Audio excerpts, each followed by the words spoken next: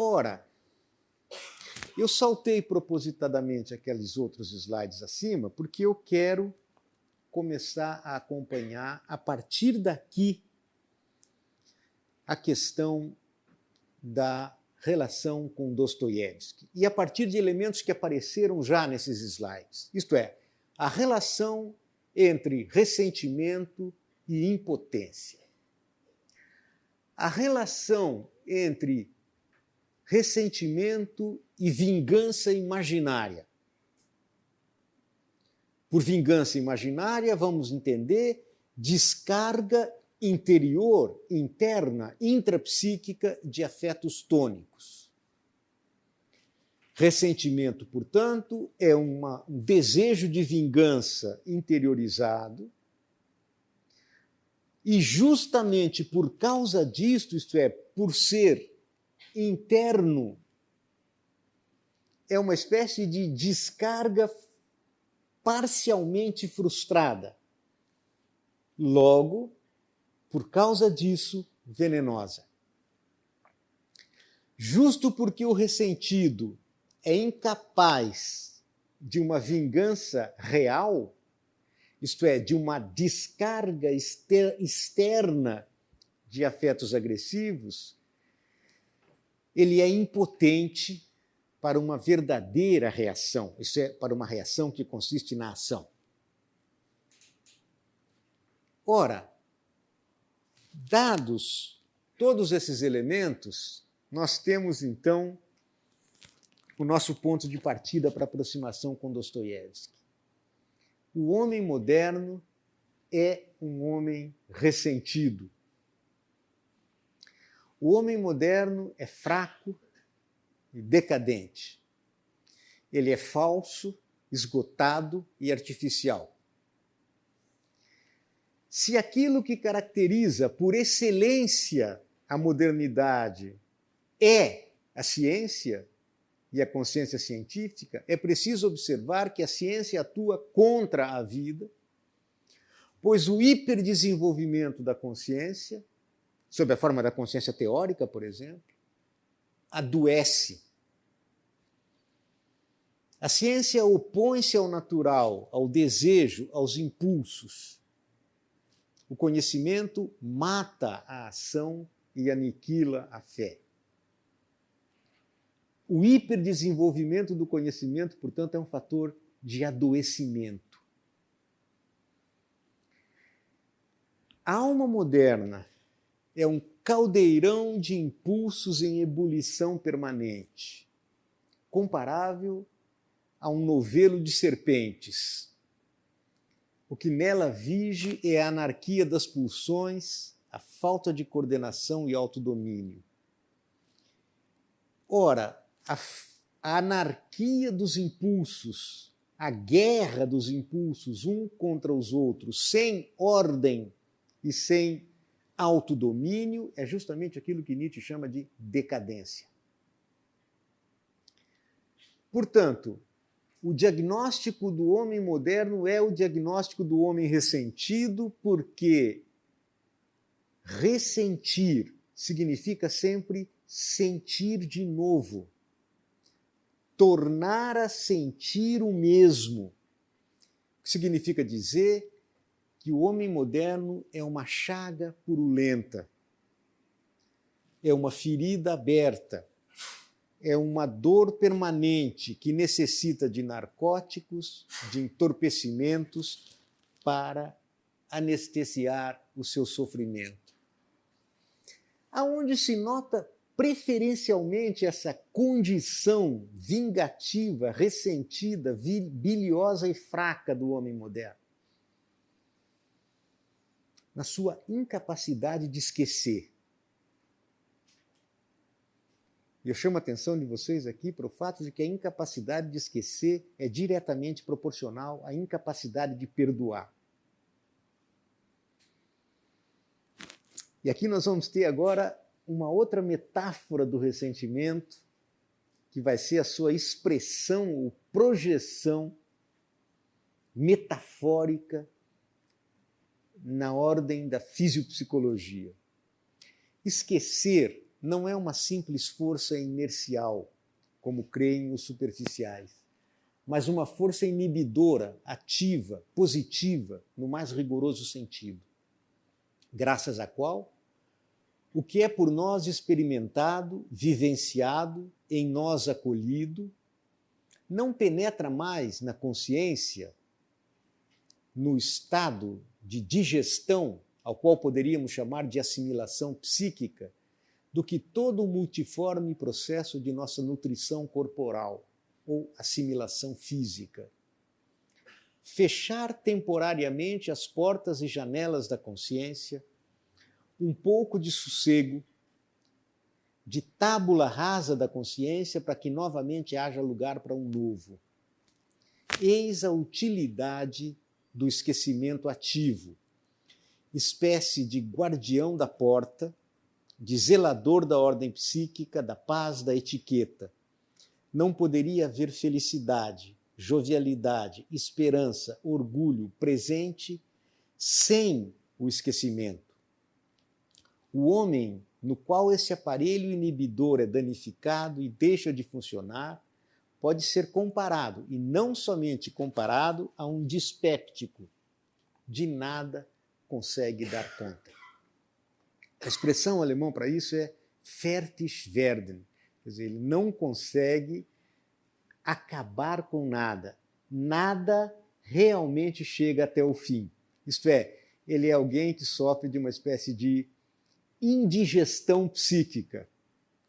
Uma vivência, em particular as vivências negativas, que são as que mais impregnam a alma, permanecem lá com uma ferida aberta e, portanto, tornam impossível todo o presente e todo o futuro, porque ele ressente, torna a sentir exatamente a mesma coisa eternamente, até o final da sua vida. O ressentido, porque é capaz de esquecimento, é incapaz de perdão. Logo, a esta impotência metafísica relativa ao tempo, alia-se também essa impotência fisiopsicológica relativa à impossibilidade de esquecer, de assimilar, de metabolizar e processar vivências negativas. Bom, vocês podem dizer, tudo isso é muito bonito com uma grande hipótese dogmática. Eu quero mostrar para vocês que isso se constrói a partir de Dostoiévski, como se constrói toda a construção da crítica final do cristianismo de Nietzsche a partir da frequentação dos demônios, do idiota e de Crime e Castigo. E a partir de agora eu possa mostrar para vocês, com base nos textos, que em grande parte Nietzsche desconhece, porque não leu, ou melhor dizendo, porque só leu a segunda parte, o que Dostoiévski contribui para que Nietzsche chegue exatamente aqui onde chegou. O que significa dizer, portanto, Dostoiévski é o único psicólogo de quem eu aprendi alguma coisa.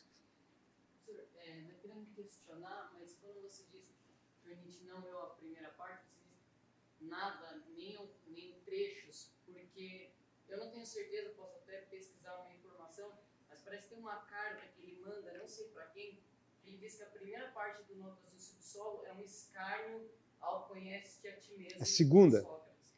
Você estava presente na semana passada? Estava. Pois é, eu li essa carta. Ah, tá, é isso.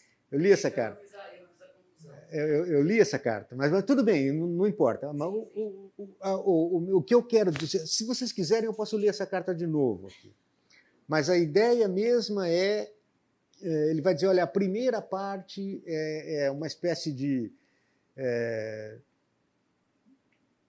crítica artística da ciência e tal, que também não é nem isso, porque, na verdade, é um texto romântico do primeiro Dostoiévski. E ele vai dizer, a segunda parte é, então, o desenvolvimento da primeira, e ela é um escárnio, é uma zombaria do conhece a ti mesmo. O que eu quero dizer é, tudo aquilo que eu estou falando aqui, que se reflete nessas obras que eu estou citando, se baseia, em última instância, numa leitura absolutamente original. Porque tudo aquilo que o Dostoiévski disse na primeira parte, que corresponde ponto por ponto ao que nós vamos ver aqui, o Nietzsche só extraiu da segunda. É fantástico. A gente vai ver que tem 2 ou 3 passagens aqui da segunda parte, que eu vou ler para vocês, que corroboram isso, mas a grande maioria são passagens da primeira parte.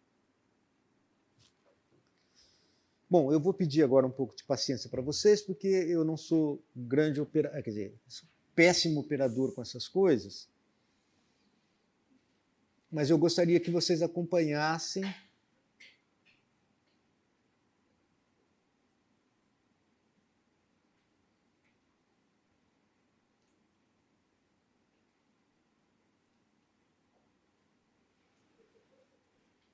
primeiro lugar,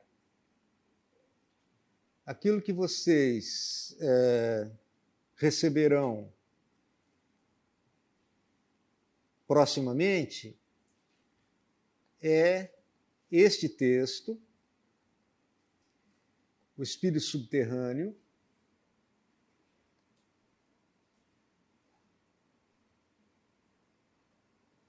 que é uma cópia do exemplar da Biblioteca de Nietzsche, como vocês podem ver aqui, é uma publicação da tradução francesa de 1886.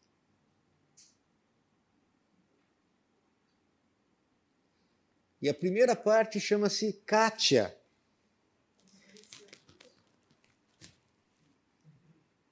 Ah, meu Deus.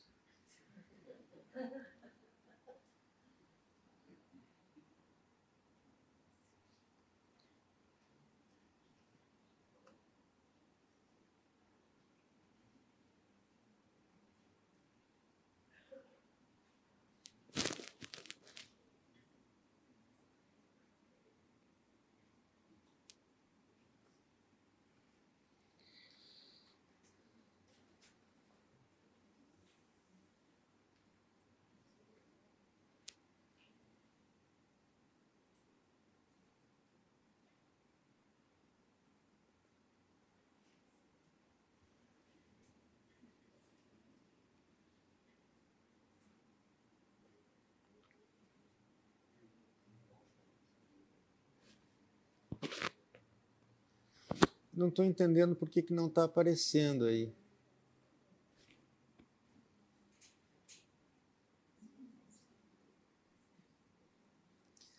Bom, infelizmente vocês não terão aqui, mas tá, vocês vão receber depois.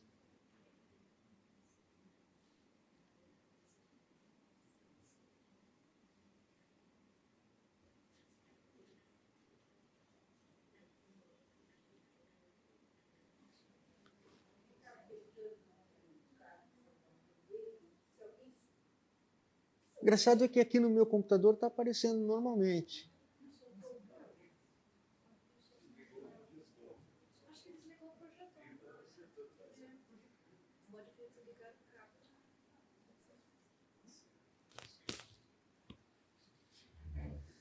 Você é capaz de me dizer por que não está projetando aqui?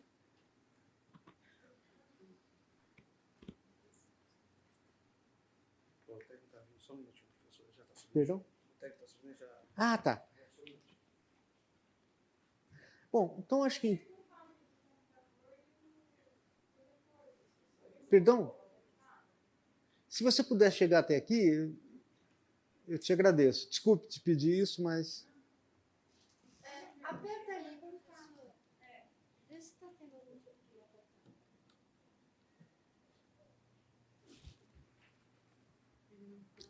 Aparentemente não. Aqui tá tudo Fiat. Aqui também tá tudo certo. Tá sendo do outro lado, tá tudo clipado. Também. Olha, aqui no meu computador aparece normalmente. Eu acho que... Hã? Faz favor.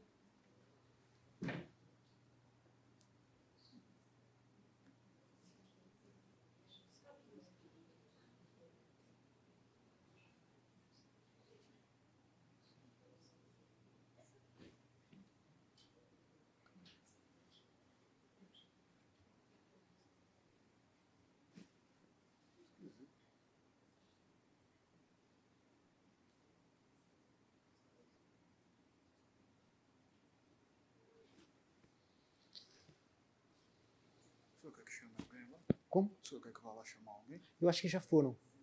Olha, eu vou fazer o seguinte, então, para que a gente não perca muito tempo, depois vocês conferem em casa, eu vou fazer assim, eu vou pedir para acender a luz aqui, para ficar mais fácil para que eu possa ler.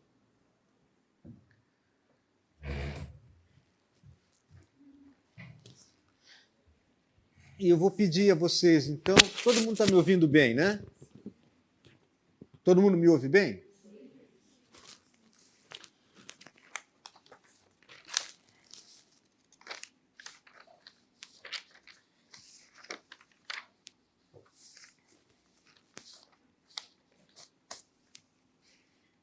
Eu lamento que não tenha sido possível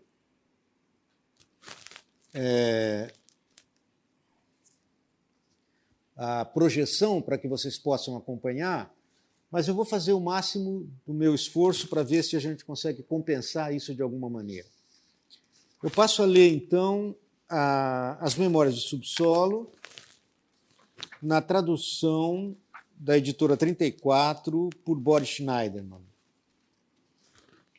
Em primeiro lugar, bom, deixa eu fazer, então, pelo menos uma coisa aqui para que vocês possam acompanhar melhor.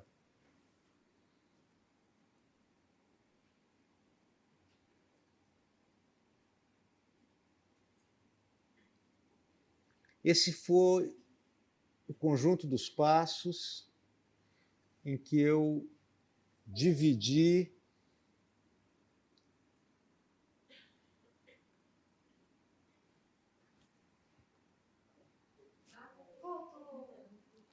Não, mas voltou só o...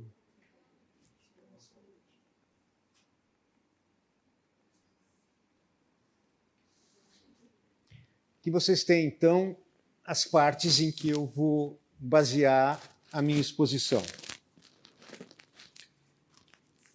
Repito a vocês, fiquem inteiramente à vontade para me interromper, porque, de fato, interessa para mim muito mais a discussão com vocês aqui do que propriamente acompanhar todo esse conjunto de textos.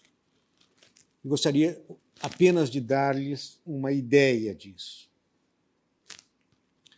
Bom, então, para esse primeiro ponto, a consciência como enfermidade. Dostoiévski. Tenho agora vontade de vos contar, senhores, queirais ouvi-lo ou não, por que não consegui tornar-me um inseto? Vou dizer-vos solenemente que muitas vezes quis tornar-me um inseto, mas nem disso fui digno. Juro-vos, senhores, que uma consciência muito perspicaz é uma doença autêntica, completa. Para o uso cotidiano, seria mais do que suficiente a consciência humana comum, isto é, a metade, 1/4 a menos da porção que cabe a um homem instruído do nosso infeliz século XIX e que tenha, além disso, a infelicidade de habitar Petersburgo, a cidade mais abstrata e meditativa de todo o globo terrestre. Seria de todo suficiente, por exemplo, a consciência com que vivem todos os chamados homens diretos e de ação. Pensais, sou capaz de jurar que escrevo tudo isso para causar efeito, para gracejar sobre os homens de ação, e também por mau gosto, que faço tilintar o sabre tal como o meu oficial. Mas, senhores, quem é que pode vangloriar-se das próprias doenças e ainda procurar causar um efeito com elas? Bom, temos aqui, então, a tese central. o homem moderno é fundamentalmente um doente. O excesso de conhecimento, o excesso de consciência paralisa a ação, mata a fé. Os homens, que são homens no sentido forte da palavra, os homens de ação, como diz o Dostoiévski aqui, ou o rato de subsolo aqui, os homens fortes que vão direto à ação, esses sim seriam. Esse. Qual? Ah, tá. Tudo bem, mas esse eu não queria mais mesmo. Em primeiro lugar, esse aqui. Ele continua não aparecendo.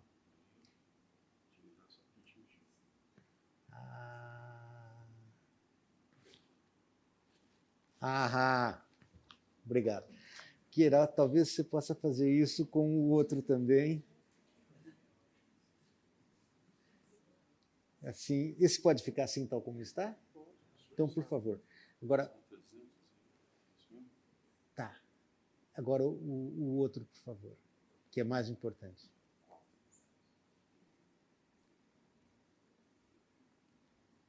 Esse aqui. Esse. A gente teria que aumentar um pouquinho para que eles. Ah, tá ótimo. Já é suficiente. Pode deixar, eu procuro depois. Só queria que você abrisse aquele outro para só mostrar para eles e já fecho já, para a gente não ter problema. Não, esse de cima.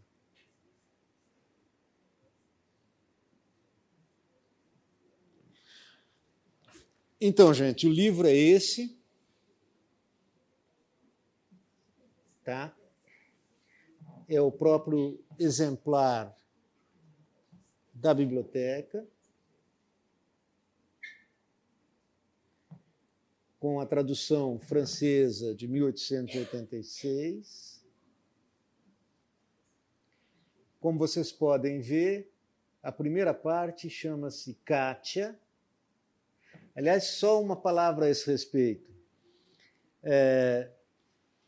De fato, o título original, obviamente eu não conheço russo, mas de acordo com os especialistas em Dostoiévski, o título original não é sequer Kátia, chama-se, na verdade, A Hospedeira. E é um texto muito juvenil de Dostoiévski, que o próprio Dostoiévski não considerava como um dos seus escritos mais importantes. A segunda parte desse livro, aquela que você se refere, chama-se, no texto francês, como vocês vão ver aí, Lisa, e não a propósito da Neve Molhada. Embora o texto seja o mesmo. E o que é mais engraçado ainda, e o que é uma fonte de surpresa para mim inenarrável, é o fato de que o texto, a ligação entre essas duas partes, ela não é feita pelo Dostoiévski, mas pelo editor francês, que se encarrega de fazer a construção que autoriza uma passagem orgânica de uma a outra. Tá? Depois valeria a pena, aqueles que têm interesse em Dostoiévski, lerem de fato esse... Bom, mas vamos lá então.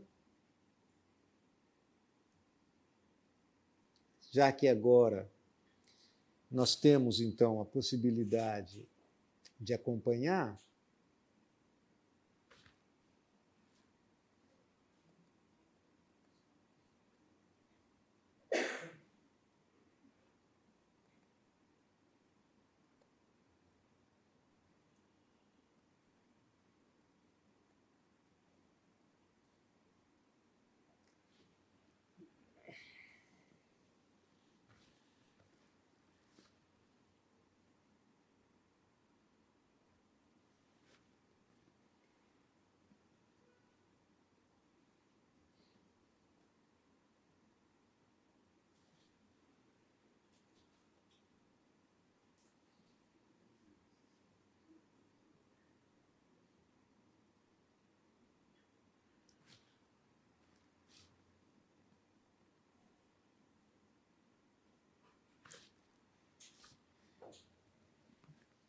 Está dando para vocês lerem aí?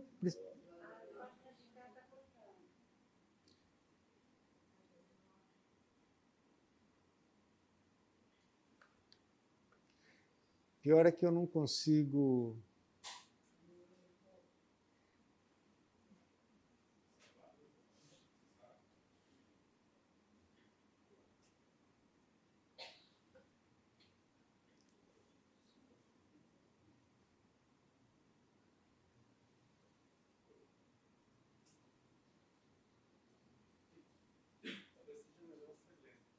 Como? Só ler, professor, fica mais fácil. Bom, deixa eu tentar pelo menos mais uma vez aqui.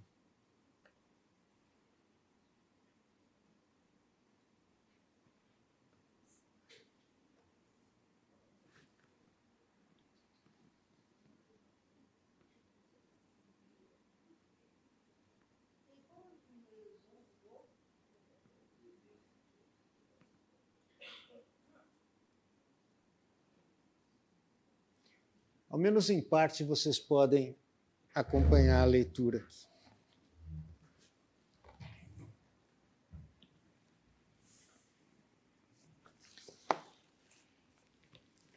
Aliás, que digo, todos fazem isso. É justamente das doenças que se vangloriam. Eu, talvez mais do que ninguém. Não discutamos, a minha objeção é absurda. Apesar de tudo, estou firmemente convencido de que não só uma dose muito grande de consciência, mas qualquer consciência é uma doença. Insisto nisso. Mas deixemo-lo também por alguns instantes. Digam-me o seguinte: por que me acontecia como se fosse de propósito, naqueles momentos, sim, exatamente naqueles momentos em que eu era capaz de melhor apreciar todas as sutilezas do belo e do sublime?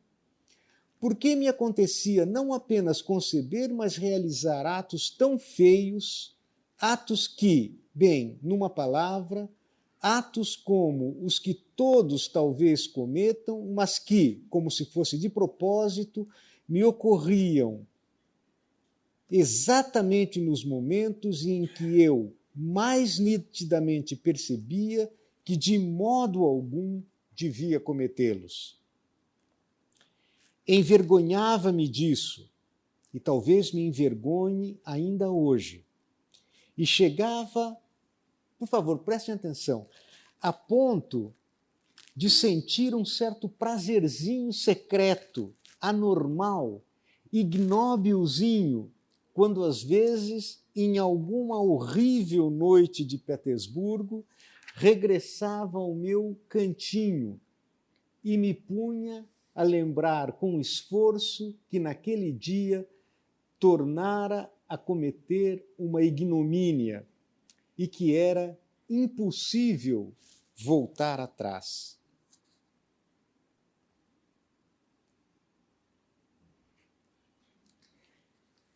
Então, esta ideia da consciência como enfermidade é um dos pontos que eu gostaria de destacar com vocês aqui. Essa ideia da divisão consigo mesma, do conflito constante entre uma parte que conduz para cima, para o belo, para o sublime, e a outra parte que conduz sempre na direção da abjeção.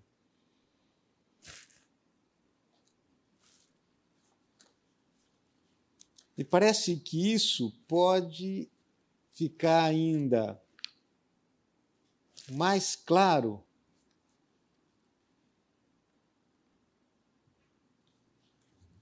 na seguinte passagem.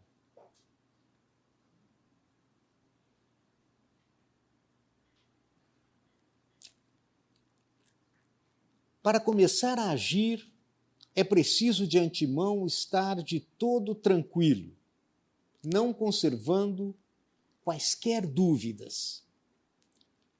E como é que eu, por exemplo, me tranquilizarei? Onde estão as causas primeiras em que me apoie? onde estão os fundamentos? Onde irei buscá-los? Portanto, para agir é preciso ter confiança, é preciso ter uma certa dosagem de fé, é preciso ter causas e razões. Mas uma consciência lúcida é aquela que desconfia permanentemente de causas e razões. É aquela que se pergunta o tempo inteiro antes da ação, pelas razões da ação, pelos motivos justificadores, em última instância, pela justiça da ação. Onde irei buscá-los? Faço exercício mental e, por conseguinte, em mim, cada causa primeira arrasta imediatamente atrás de si outra, e ainda outra anterior, e assim por diante até o infinito. Tal é, de fato, a essência de toda a consciência, do próprio ato de pensar. E assim chegamos de novo às leis da natureza. E qual é, afinal, o resultado? Exatamente o mesmo. Lembrai-vos, ainda há pouco falei de vingança. Provavelmente não atentastes nisso. Já foi dito. O homem que se vinga, vinga-se porque acredita que é justo. Quer dizer que ele encontrou a causa primeira, o fundamento, a justiça, isto é, como ele está tranquilizado por todos os lados, vinga-se calmamente e com êxito, convicto de que pratica uma ação honesta. Mas eu não vejo nisso justiça de espécie nenhuma. Se começar a vingar-me, será unicamente por maldade. Esta, naturalmente, poderia sobrepujar tudo, todas as minhas dúvidas, e, de fato, poderia funcionar com pleno êxito em lugar da causa primeira, e justamente por não ser a causa. Mas que fazer se eu não tenho sequer maldade? Bom, então vejam, a espécie de autoexame permanente da consciência leva inevitavelmente a uma impossibilidade de agir. E o que é mais importante, nessa espécie de procedimento de remontar causa a causa, de pergunta infinita pela injustiça ou pela justiça da ação, esbarra-se numa espécie de volúpia. Este homem do subsolo é aquele que acaba sentindo uma espécie de gozo, de volúpia na autodilaceração. Essa é, então, a ideia da consciência, ou pelo menos algumas indicações da consciência como enfermidade. Agora, vejamos o contraste entre o homem do subsolo e os homens de ação.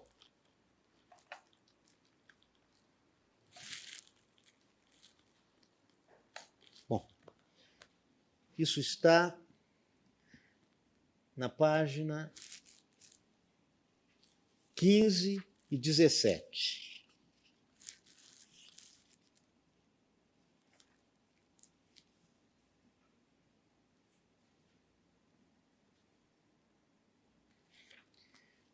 Na página 15, nós encontramos a seguinte passagem. Já faz muito tempo que vivo assim, uns 20 anos. Tenho 40 agora. Já estive empregado, atualmente não. Fui um funcionário maldoso, grosseiro, e encontrava prazer nisso. Não aceitava gratificações. No entanto, devia premiar-me ao menos desse modo. quando os solicitantes, com pedidos de informações, se acercavam da mesa junto à qual me sentava, eu lhes respondia com um ranger de dentes e sentia um prazer insaciável quando conseguia magoar alguém. E eu conseguia isto quase sempre. Na maior parte dos casos, aparecia gente tímida. Era natural em se tratando de solicitantes, mas dentre os que trajavam com presunção, eu não suportava particularmente certo oficial. Ele teimava em não se sujeitar e tilintava o sabre de modo abominável. Por causa daquele sabre, guerreamos 1 ano e meio. Finalmente venci. Ele deixou de tilintá-lo. Aliás, isso aconteceu ainda na minha mocidade. Mas sabeis, senhores, em que consistia o ponto principal da minha raiva? O caso todo, a maior ignomínia, consistia justamente em que, a todo momento, mesmo no instante do meu mais intenso rancor, eu tinha consciência, e de modo vergonhoso, de que não era uma pessoa má, nem mesmo enraivecida, que apenas assustava passarinhos em vão e me divertia com isso.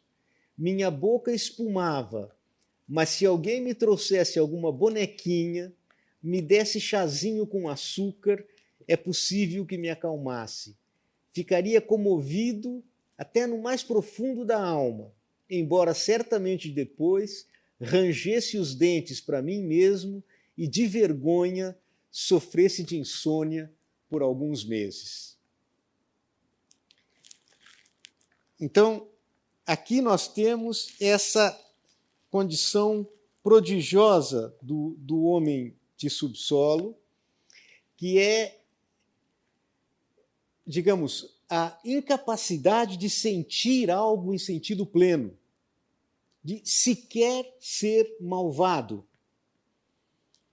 de não poder ter nenhuma segurança a respeito do que quer que seja.